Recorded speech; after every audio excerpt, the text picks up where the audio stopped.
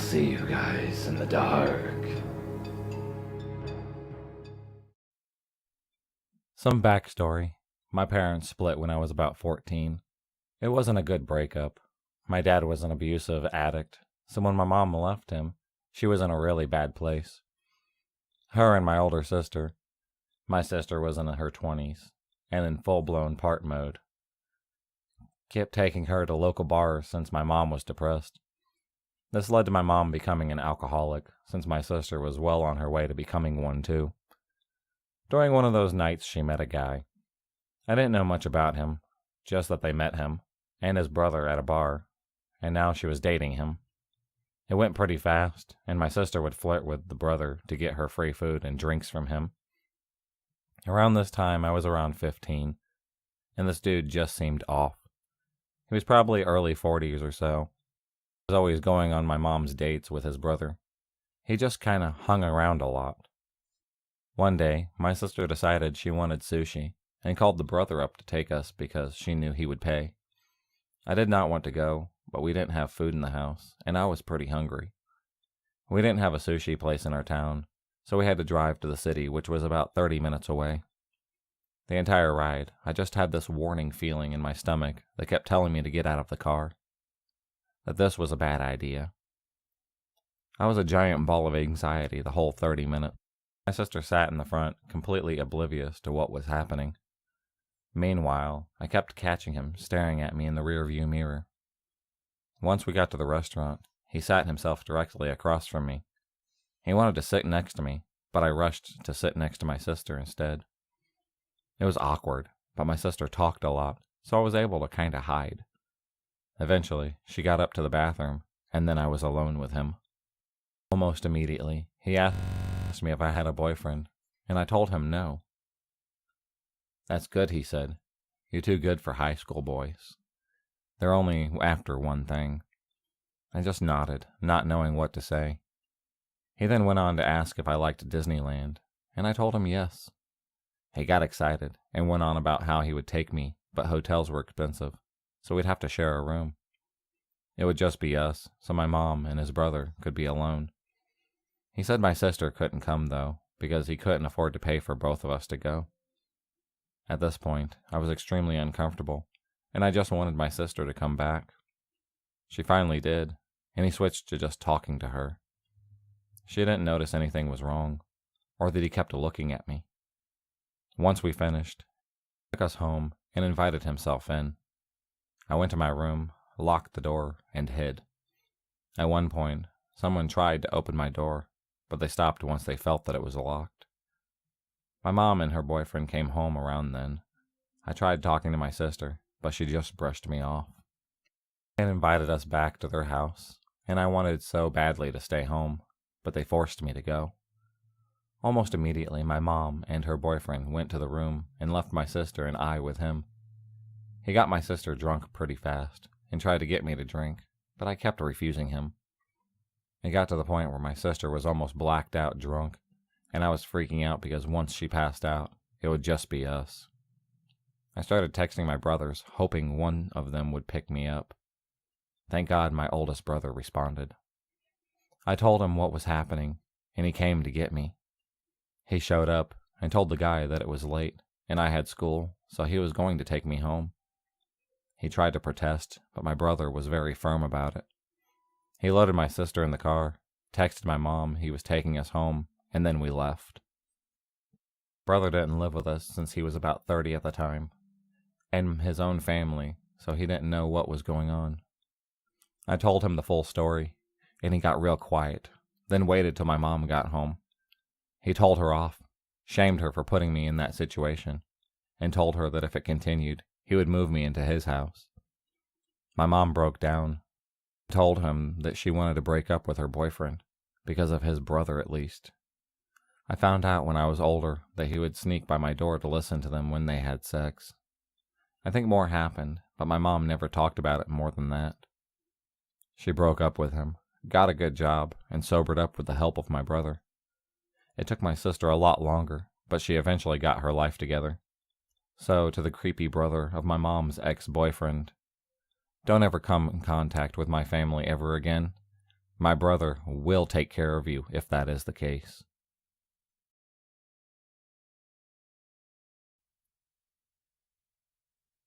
This happened about 9 years ago. I was living with a roommate at the time in a townhouse in a suburb of Denver. My boyfriend at the time had always been kind of abusive, with the casual slap or pinning me down on the floor. But after a family member that was close to me committed suicide, he really lost it on me.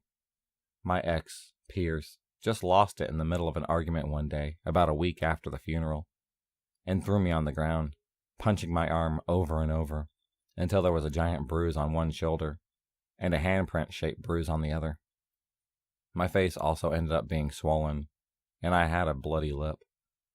My roommate called the police, and he ended up being arrested, and no contact order was put in place. He was ordered to go to counseling, and maybe even drug or alcohol meetings, even though at the time he didn't use any of that stuff. Fast forward a few months. I'm living with this roommate because I was completely financially dependent on him. She's taken upon herself to pay for me to get my GED. That woman is a saint. I just needed to throw that out there. And a lot of my time was spent on studying for the subjects. After everything, I was very agoraphobic, and I even managed to forge some online friends, and maybe even something more with a genuinely kind guy. One day, Pierce's grandmother stopped by to take me to pay my phone bill. She lived close by in the same townhouse complex. It was more or less right behind where I lived. I remember it being the first beautiful and slightly warm day after a long winter, so I opened all the blinds to let the sunlight in, and left them open when I left. After paying my phone bill, Pierce started calling her. I wasn't too concerned because I knew that he was supposed to be at his court-mandated counseling shortly. I didn't hear what he was saying. Grandmother had just told him that we had just stopped at McDonald's. Again, not an issue at this point. I continued to eat my Big Mac or whatever I had, until maybe 3 minutes later. Pierce calls again. His grandma tells him that she's probably going to be home in about 10 minutes. The call ends. I finish my food, and then we leave. Again, in the car, as I'm maybe 2 minutes away from where I live, Pierce calls again. Can't hear his side of the conversation, but his grandma tells him the intersection we just passed, and suddenly, I have this terrible sinking feeling in my stomach. I know something is wrong, and I can't identify what, but I know in my heart of hearts that something is very wrong. I considered asking his grandmother for help, but for context, his grandmother, who on multiple occasions watched Pierce hit me or try to strangle me, and openly expressed disgust at how I can't help but piss him off. This same lady that knew her daughter, who's Pierce's mother, broke Pierce's nose when he was 6 because he saw his mother flip someone off, and copied her and did nothing to intervene, or let her know that that wasn't okay. The family member Pierce was mourning for after told him he was fucked up and was probably the most verbally and emotionally abusive person I've ever witnessed in real life, or in any movie or book. So this family is just super messed up and abusive. To other people, to each other, so I'm completely alone in this situation. Anyway, his grandmother pulls in front of where I live, and I notice all the blinds had been opened, are now closed. Go inside, and once she leaves, I walk upstairs to my room and see a random Word document open on my computer. Pierce had written a whole page worth of stuff, but I only paid attention to the big words at the top. I read your emails immediately. I know that he's seen the emails between me and the guy that I'd met. Even though they weren't outright sexual or flirty, you could kind of tell there was something there. My brain stopped reading at this point, and I need to figure out if he's still in this building, because there's a no contact order. I know he would have been in through the back door, so nobody could have seen him. So my mind latches onto this idea that if the back door is locked, he's probably gone. I run downstairs to the door and see that it's locked. But as soon as I reach the door, I hear a closet sliding open from the room I was just in, loud and angry footsteps, and he's yelling my name. That this may sound weird, but I can't recall exact details. I remember being back up in that room again, I think to go through all my emails with him, and I remember him slapping me hard in the face, one and over, until I got dizzy. I remember somehow convincing him to let me use my phone to respond to one of my roommate's texts. I don't remember what I said, but I remember that she called right away. I remember Pierce standing 2 feet away from me and looking at me, believing he was going to end me, and my roommate asking me, "Are you safe?" I only said no. She told me that she was on her way and would be there as fast as she could. Eventually, Pierce became convinced that I had called the police, and with a knife in his hands, told me that if they were coming anyway, that he might as well give me what I deserved. I managed to convince him that I didn't call the police, and then he started crying about what a terrible person he was, and threatened to end himself with that knife. So with a handprint on my swollen face, I tried to convince him that he wasn't a terrible person, and to please not end himself until my roommate came home. Insane ex-boyfriend, I did move states away now. I had my name changed, and only feel safe in buildings and in big cities where I'm at least 3 stories up. You and your family need help, and I hope that you guys get it. And please, don't ever try to find me again.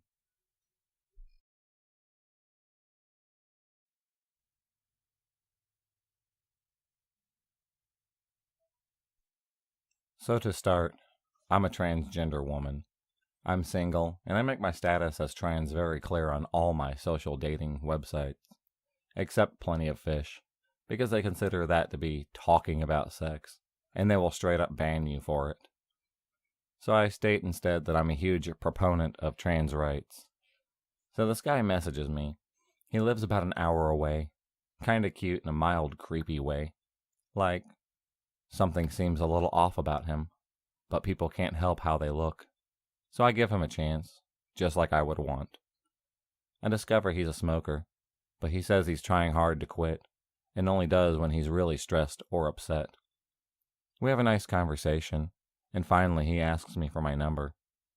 And without thinking about it, I give him the number, but tell him I'm getting ready for my evening classes, so I'll be slow to reply to him. A few minutes go by, and I get, "Hi, it's so-and-so from Plenty of Fish." Now usually I send standard quick messages, like, "Hi, it's Allie, so..." Just to be clear, since my profile might be a little vague, I'm a transgender woman. I know that's not everyone's cup of tea, so if you're not interested, I completely understand. About 20% of the time, the guy isn't interested and gets rude and needs to be blocked, and the other 80% is split between immediate, inappropriate questions and dick pictures, casual acceptance, or dead silence. But like I said, I was getting ready to go to class, so I hadn't sent the message yet. A few minutes go by, and I'm about to text him my standard when I get another text message. "Who the hell is..." Dead name. "Why is he paying your cell phone bill?" "Where did you even get that name?" "Answer the question. Who is he?"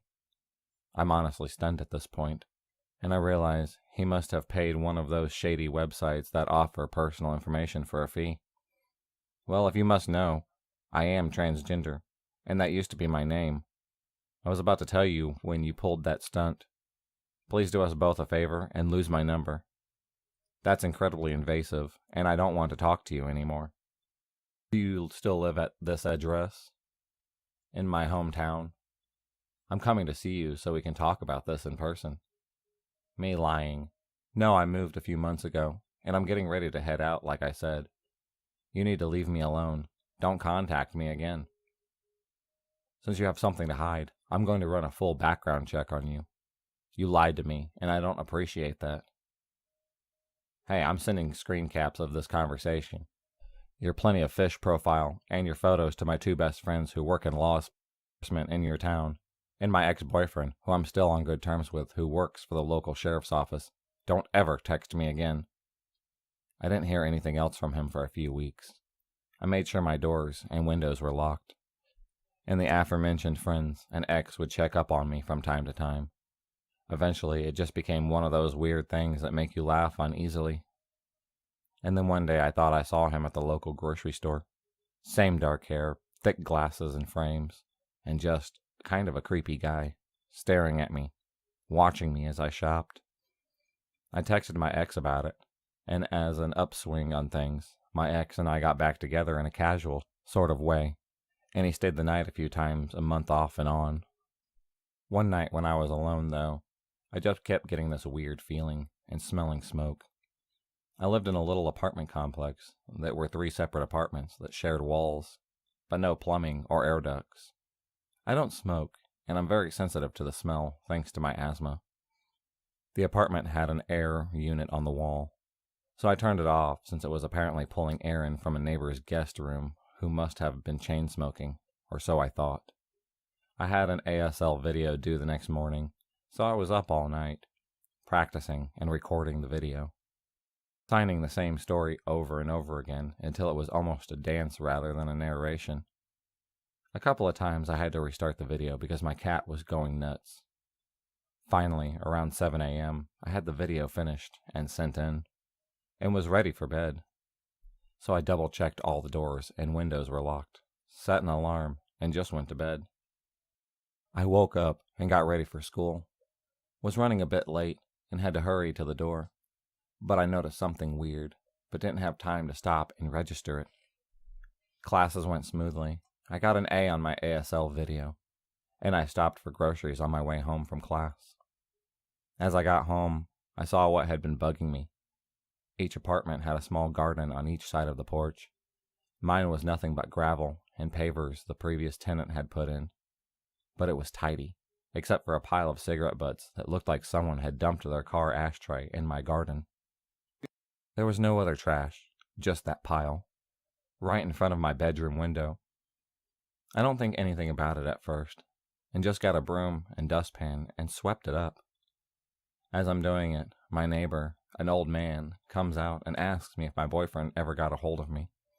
I ask him what he means. He tells me there was a young man waiting for me on my front porch, off and on for just a few hours last night, and that he'd seen the guy around before and thought that he was my boyfriend.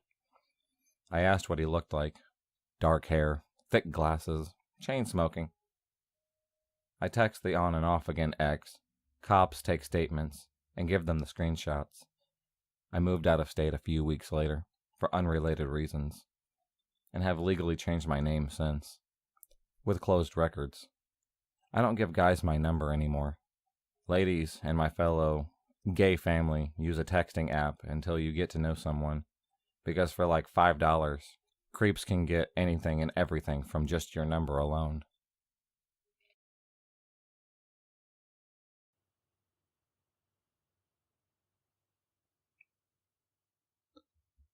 I had been dating this guy for about a month. I knew him from going to a local gig. I spoke to him a few times before swapping numbers. At first, he seemed like a bit of a nerdy type, a dressed sort, and I used to go for those sorts because I had this self-destructive personality. He told me his friend had committed suicide, and he hadn't been the same since. I felt bad for him, and we started going on dates. I eventually was quite bored of him, but as I didn't have any friends who were into music, I stayed with him for a social aspect where we would get involved and invited to these really cool parties. I had been sleeping with him, and I noticed when I could not be interested in sex, he would keep giving me drinks, and then asking me if I wanted to at least 5 times until he gave up. The more I refused it, the more he seemed to get, let's say, angry at me. This anger is ultimately what I think caused him to drug me. He invited me to this party, and he supplied the alcohol to me. It didn't seem suspicious that he wouldn't drink from the bottle of vodka he gave me, as he said he only wanted to drink cider, and the bottle he gave me was only a fifth full. I drank it like I normally would, but around 30 minutes into the party, things got really weird. I was talking to a girl, and felt like I was coming up on ecstasy, except everything started to glow gold, and felt really in love with this girl. I am the most socially awkward person, even after drinking, so it was really strange to me. I started to see fractals, and then I looked behind me to see him, and then suddenly, I blacked out. I eventually came to consciousness while throwing up at my friend's house down the road from the party. I had no clue how I ended up there. My friend told me what had happened. She said she came to the party, and I could barely walk, and wasn't answering properly. And when I got to her house, I was frothing at the mouth, and took off all my clothes, and started rolling around on the grass. Apparently I was shouting my hallucinations, thinking the trees was made of gold, and my friend's foot was a fox. She said I had gone upstairs to drag myself back and forwards by my ass along her bathroom floor like a dog with fleas. I was overheated and wasn't responding. It really upset me that she hadn't called upon an ambulance or anything.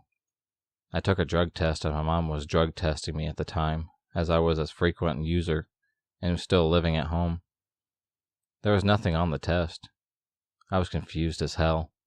I then just dismissed it and thought maybe I got too drunk.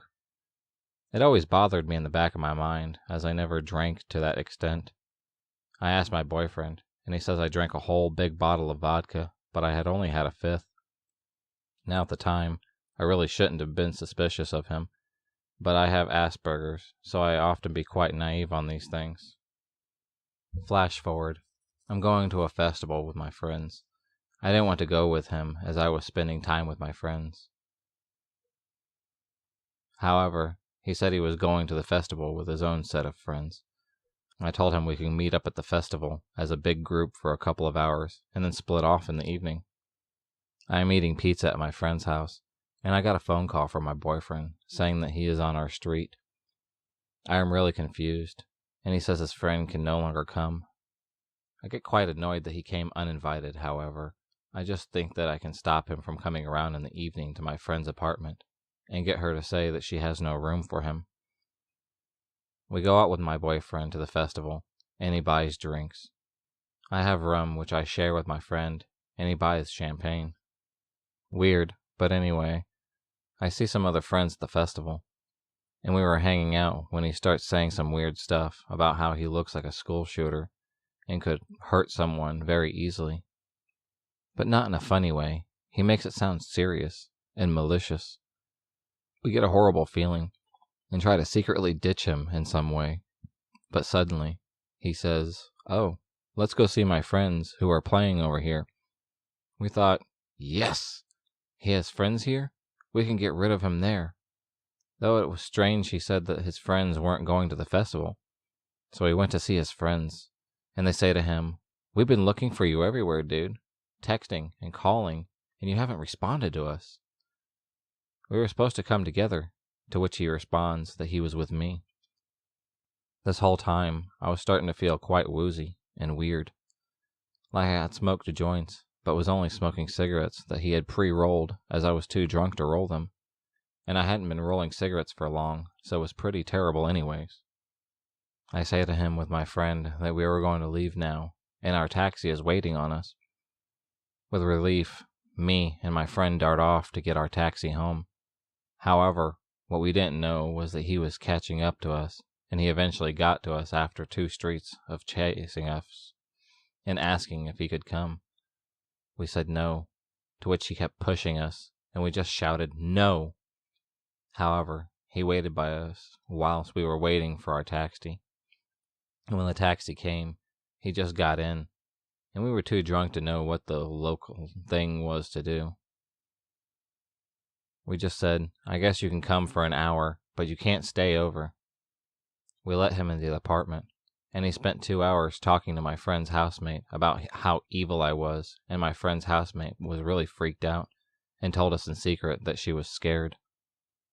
I told my boyfriend he had to leave now, and he said he wouldn't leave unless I came with him.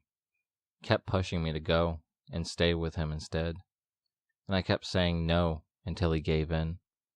I opened the door to let him outside, and then quickly slammed the door and locked it. He waited outside for 2 hours until he gave up, and tried spam calling me all night. I broke up with him then. I have since been known as the most insanely high girl ever, and keep having people come up to me telling me about how they saw me at the party with this guy, dragging me around, and my pupils were dilated, and I was going really crazy over things. Anyway, I knew it was research chemicals, because he was obsessed with them looking back on it. He would keep talking nonstop about his crazy trips on various weird, unknown drugs. Also, his dad is a chemist. The cigarettes were hash spiked. Creepy ex-boyfriend. Let's not meet again.